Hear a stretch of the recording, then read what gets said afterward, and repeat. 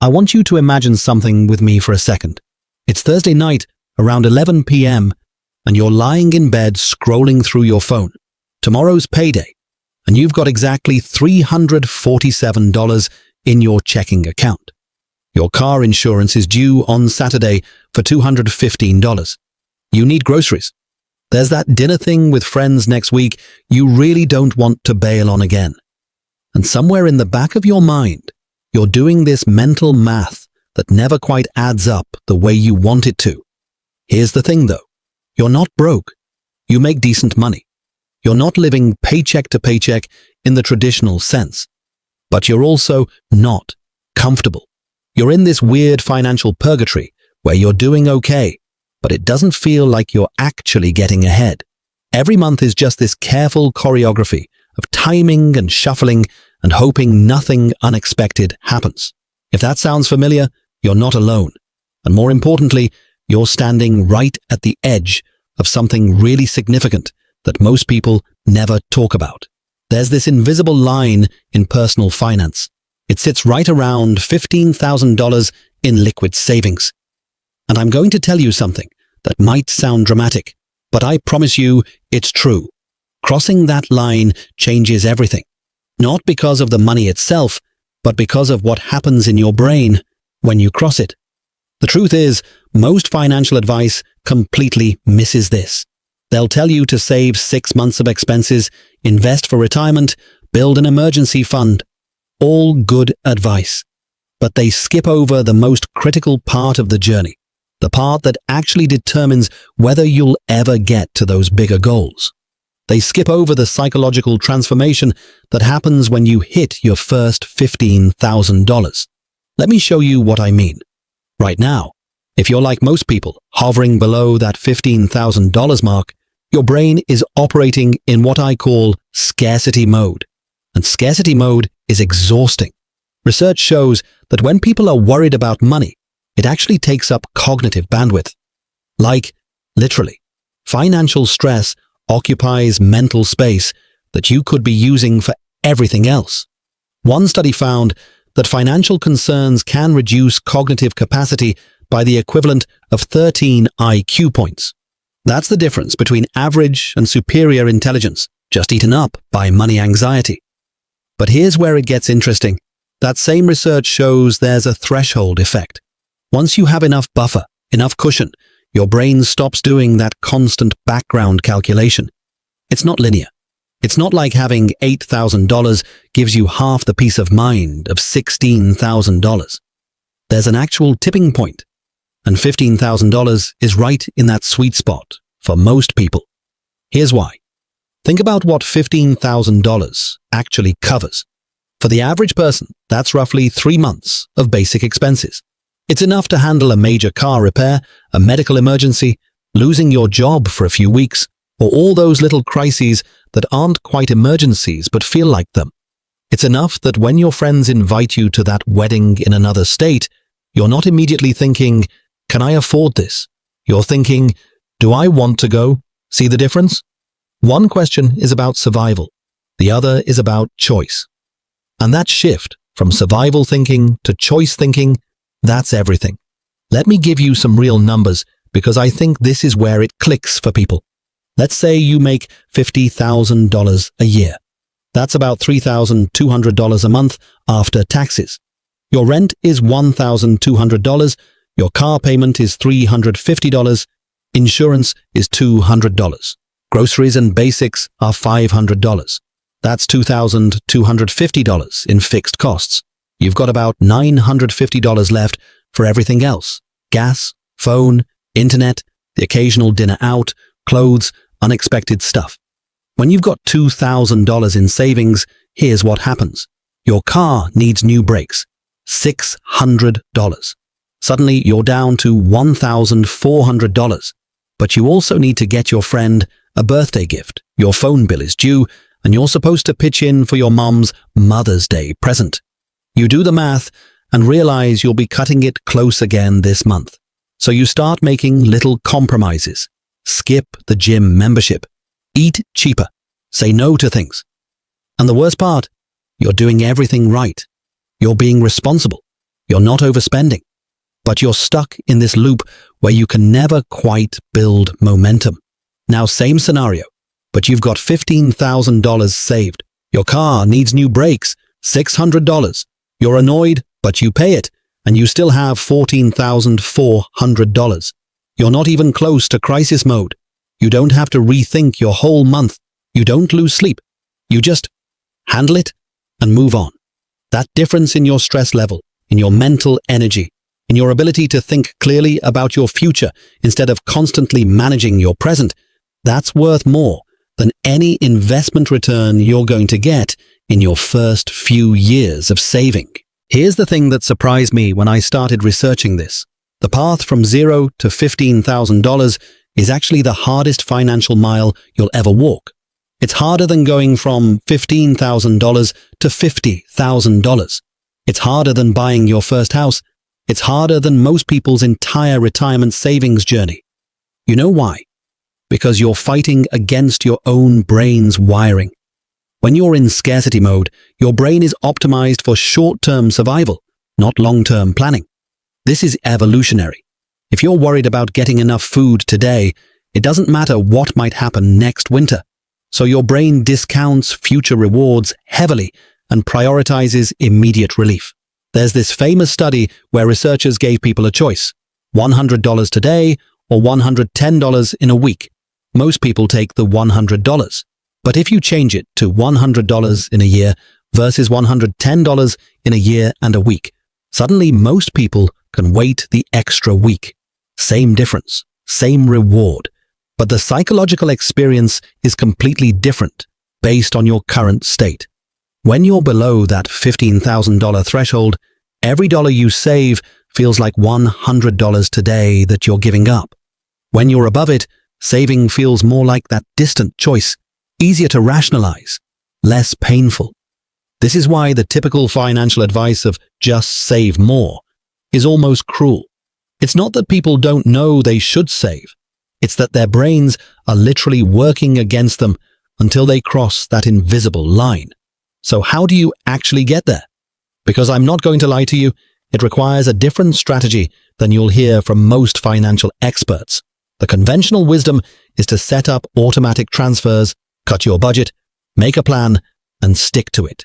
That works great if you're already across the line. But if you're not, you need to think about this differently. You need to treat getting to $15,000 like a sprint, not a marathon. I'm serious. Most people try to casually save their way there over 3 or 4 years. They put away $100 here, $200 there, and keep getting knocked back by life. That doesn't work because you never escape the scarcity mode that makes saving so hard. Instead, what if you made getting to $15,000 your singular financial focus for 1 year? Just 1 year, not forever, not as a lifestyle, as a mission. Here's what that might look like. If you need to save $15,000 in 12 months, that's $1,250 a month. I know that sounds like a lot, but stay with me. Can you make an extra $500 a month somehow?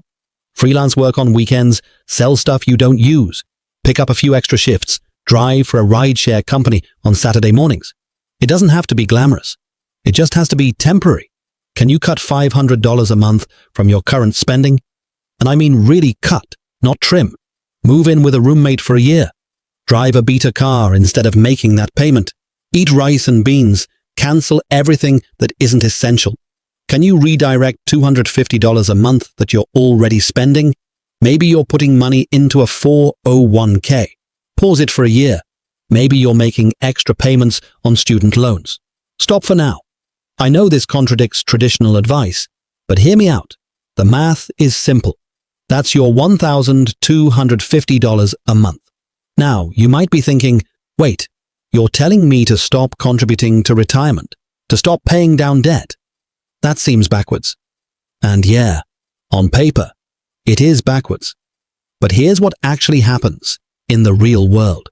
Most people who try to do everything at once, save for emergencies and pay down debt and invest for retirement and build their career and budget perfectly, they end up doing none of it well. They get overwhelmed, they fall off track, and 5 years later, they still don't have an emergency fund, they still have the debt, and they've got a tiny retirement account they raided twice. But the person who says, for the next 12 months, I'm going to be obsessed with getting to $15,000 and then I'll deal with everything else, that person actually gets there. And once they do, everything else becomes dramatically easier. Because here's the magic. Once you have $15,000 saved, you can cash flow emergencies instead of going into debt for them. Once you have that cushion, you can actually make the disciplined long-term decisions that build wealth.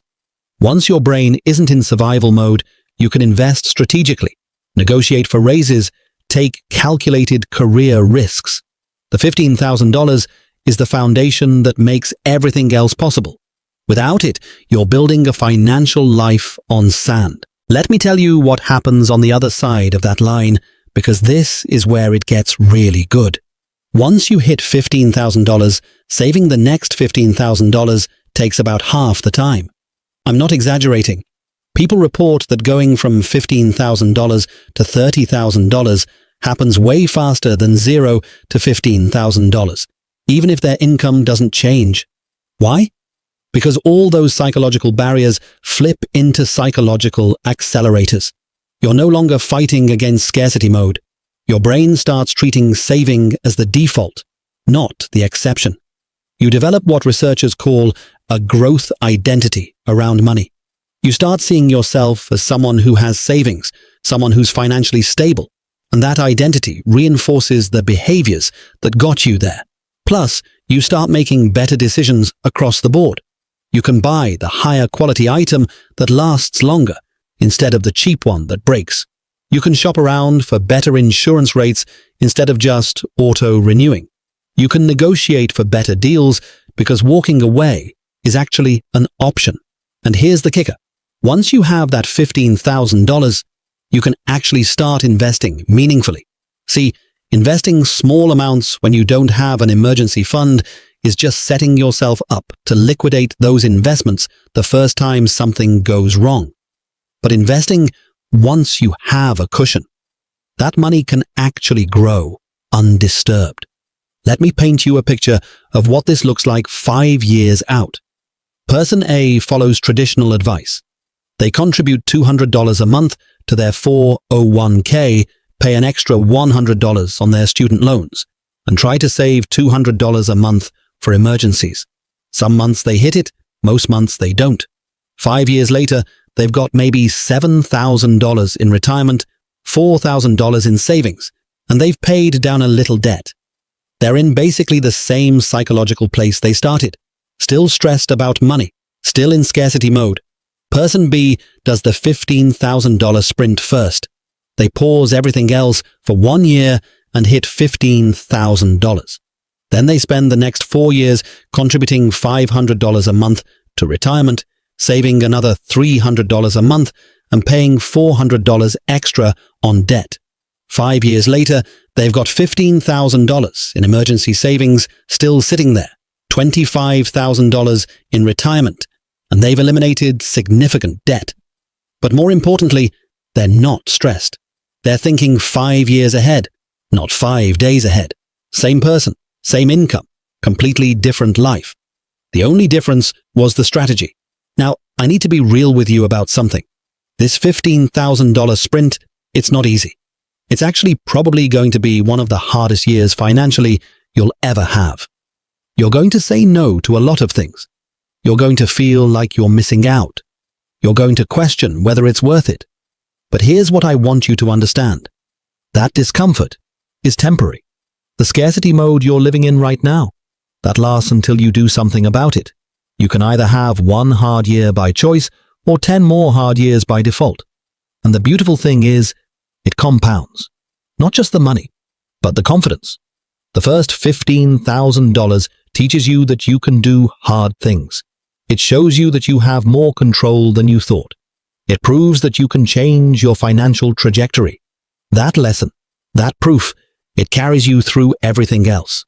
When you're negotiating your salary, you know you can walk away because you've got your cushion. When you're deciding whether to start that business, you know you can take the risk because you've built your foundation. When opportunities come up, you can say yes because you're not living on a tightrope anymore. So here's what I want you to do. Don't just watch this video and forget about it tomorrow. Actually do something. Tonight, open up your banking app and look at your current savings. Whatever number you see there, write it down. That's your starting line. Then calculate your $15,000 gap. How much do you actually need to save to get there? And finally, ask yourself honestly, what would 1 year of focused intensity look like? What could you change temporarily to make this happen? You don't have to decide right now to do it, but at least run the numbers, play with the scenarios, see if there's a path. Because here's the truth.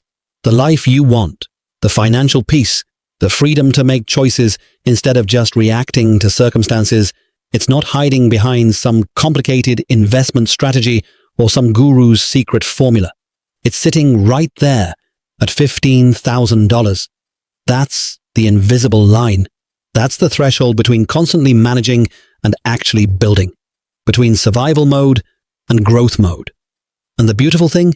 It's completely achievable. It's not about making $1 million or getting lucky. It's just about getting to $15,000, and everything after that gets easier. You can do this. I know you can, because thousands of people who thought they couldn't have already done it. The only question is whether you'll start today, or whether you'll still be in the same spot a year from now, wondering what could have been. Your move,